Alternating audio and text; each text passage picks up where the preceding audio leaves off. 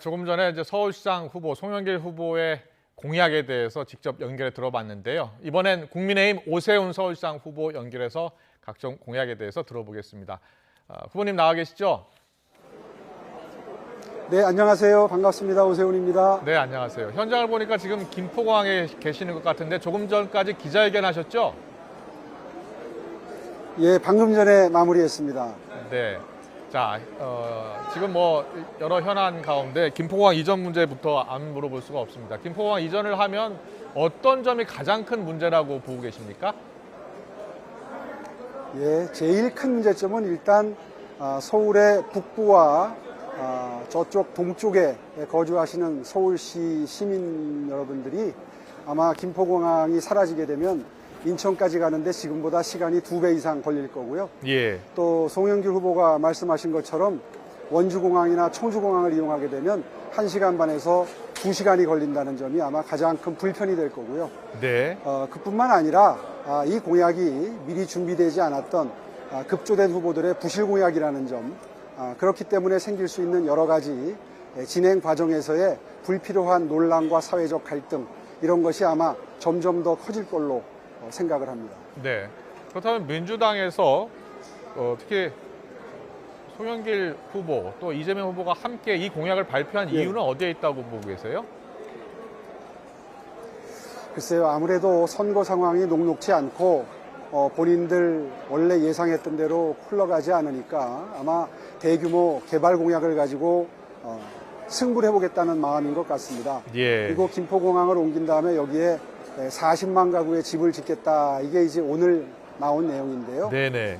방금 전에도 제가 언급을 했습니다마는 원래 송영길 후보 출마할 때 주택을 서울에 41만 가구를 공급하겠다고 이야기하면서 출마를 하셨습니다. 예. 그런데 불과 한 달도 되지 않아서 또 김포공항에 40만 가구를 만든다고 하니까 어안이 벙벙할 뿐입니다. 네.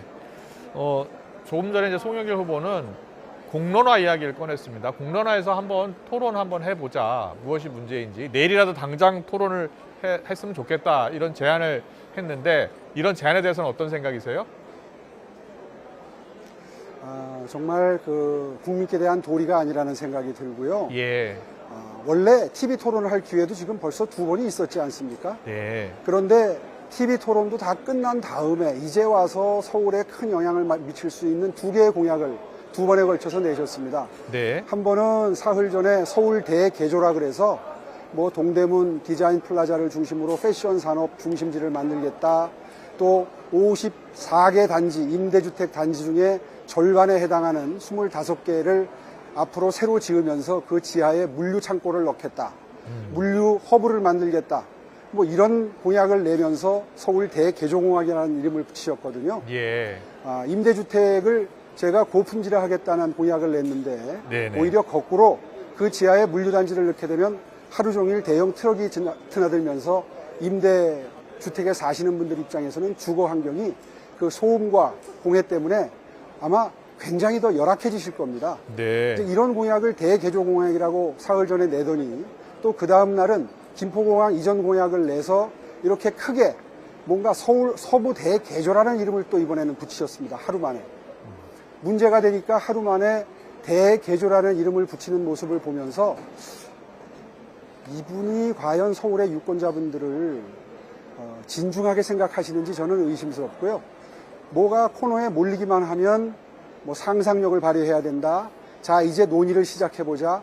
이런 말씀을 하시는데 저는 그분의 그런 졸속적인 행태에 응하고 싶은 생각이 손톱만치도 없습니다. 알겠습니다. 앞서 이제 잠깐 언급하신 내용, 부동산 관련해서 좀 여쭤보겠습니다. 타워 팰리스 같은 이 고품질의 임대주택 공급하겠다라고 공약하셨죠? 어떻게 공급할 예정입니까? 예. 예. 이미 임대주택이 지어진 지 이제 30년이 넘어가기 시작했기 때문에 예. 특히나 임대주택은 처음에 지을 때 그렇게 공을 들여서 지은 편이 아니기 때문에 재건축 연한이 좀 빨리 시작이 됩니다. 그래서 대표적인 게 처음 재건축하는 하계 5단지인데요. 이제 700가구를 허물고 1,500가구가 들어갈 수 있는 임대 아파트를 짓습니다. 예. 그런데 제가 결심을 했습니다. 재건축하는 기회에 이번엔 정말 고품질화해서 그동안 임대주택이 가지고 있지 못했던 브랜드 이미지, 다시 말해서 임대주택에 들어가 산다는 것을 숨기고 싶은 그런 임대주택 아니었습니까? 이제는 들어가 산다는 게 자부심이 느껴지고 오히려 자랑을 할 수 있는 그런 고품질의 임대주택을 만들어보자. 이것이 앞으로 임대주택에는 그동안에는 경제적 취약계층만 들어가셨는데 이제 앞으로는 우리 청년들 또 결혼을 기다리는 신혼부부들 이런 분들도 들어가서 살 수 있도록 좀 더 평수를 넓히고 그리고 고품질화해서 많은 서울 시민들이 주거 취약 계층들이 들어갈 수 있도록 하자. 이렇게 방침을 바꾸었고요. 예. 그 첫 작품이 하계 5단지에 지어지는 아파트인데요. 이미 아파트 조감도가 나와 있습니다. 설계도가. 예. 그 외견 모양이 거의 타워팰리스와 다를 바가 없습니다. 거기에는 수영장도 들어가고 헬스클럽도 들어가고 그렇게 해서 동네 주민과 어우러져서 쓸 수 있도록 해서 그 관리비도 함께 부담하도록 함으로써 임대아파트 주민들의 부담도 줄여드리고요.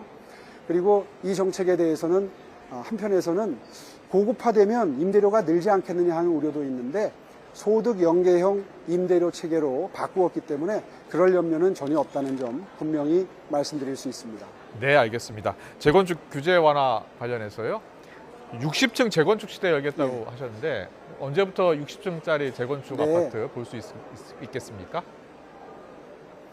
예, 재건축 아파트를 60층으로 짓겠다고 한 게 아니라 예. 서울 시내 전역에 특히 도심권을 중심으로 해서 높이 제한을 풀겠다는 겁니다. 같은 면적을 활용하더라도 위쪽으로 슬림하게, 그러니까 날씬하게 올려서 위쪽으로 올림으로써 용적률을 완화시켜 드리게 되면 거기에서 추가로 생기는 경제적 이득이 있죠. 네. 그것을 공공에서 반대급부로 받아내서 그 지상 구간은 숲길로, 그러니까 나무숲을 만들고 그래서 나무숲과 빌딩숲이 공존하는 그런 도심을 만들겠고요. 아울러서 한강변이나 또 꼭 한강변이 아니라도 구도심권에 아파트가 앞으로 속속 지어지는 과정에서 높이 제한을 풀므로써 토지 이용 효율을 극대화하고 그리고 거기에서 나오는 이익을 모두 나무를 심고 잔디를 심는 녹지 면적으로 서울 시민들의 여가 공간으로 돌려드리겠다 하는 것이 그 골자입니다. 알겠습니다. 이번에 당선되시면 서울시장 4선 기록을 세우게 되는데요.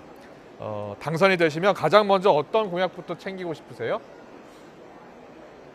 예, 4선답지 않은 4선입니다. 정확히 얘기하면 지금까지 일한 기간이 6년인데요. 예. 그렇다면 2.5선 서울시장으로서 가장 먼저 챙길 일은 약자와의 동행입니다. 방금 전에 임대주택 고품질화도 말씀을 드렸지만 지금 실험에 들어간 그 안심소득 시스템이 서울시에서 앞으로 500가구, 내년에 800가구까지 늘려서 시범 사업을 하게 되는데 이 시범 사업 결과 새로운 복지 시스템이 근로의욕을 감퇴시키지 않는다는 점이 입증이 된다면 이번 기회에 전국으로 확산시킬 수 있는 계기가 윤석열 정부에서도 마련되리라고 생각을 하고요. 아울러서 또 하나가 교육 격차 해소입니다. 저소득층 자제들에게 누구든지 듣고 싶어하는 강남에 정말 따로 들으려면 경제적 부담이 매우 큰 온라인 강의를 무료로 들을 수 있도록 해서 교육 격차로 인해서 생기는 가난의 대물림을 최소화하고 많은 학생들이 희망을 가지고 미래를 설계할 수 있도록 하는 서울런이라고 하는 정책을 좀 더 확산시키겠습니다. 또 코로나 기간 2년 반 동안 가장 크게 손해를 보신 의료 취약계층의 의료 서비스도 공공의료 서비스의 질과 양을 늘림으로써 해결하겠다. 이렇게 해서 주거, 생계, 교육, 의료 4대 부문 약자와의 동행을 제가 1호 대표 공약으로 말씀을 드렸는데요. 이 공약만큼은 제가 다시 일하기 시작하면 바로 챙기기 시작해서 앞으로 4년 동안 대한민국의 복지 시스템이 바뀌어 나가는 계기가 마련됐다 하는 평가를 받을 수 있도록 사명감을 가지고 챙기겠습니다. 네, 알겠습니다. 약자와의 동행 공약을 가장 먼저 실천하고 싶다는 말씀 해주셨고요. 자, 마지막으로 서울 시민들께 꼭 드리고 싶은 말씀 있으시면 해주시죠. 예, 서울 시민 여러분, 지난 1년 동안 서울시 의회, 민주당 절대다수의 의회에 많은 반대와 저항을 뚫고 서울시 바로 세우기와 서울 비전 2030 장기, 중장기 계획을 세웠고요. 또 관변단체임에도 불구하고 시민단체를 자칭하는 여러 단체들이 서울시의 예산을 좀 지나치게 많이 지출을 했습니다. 사실 시민들의 체감 지수는 높지 않은 정책들이었는데요.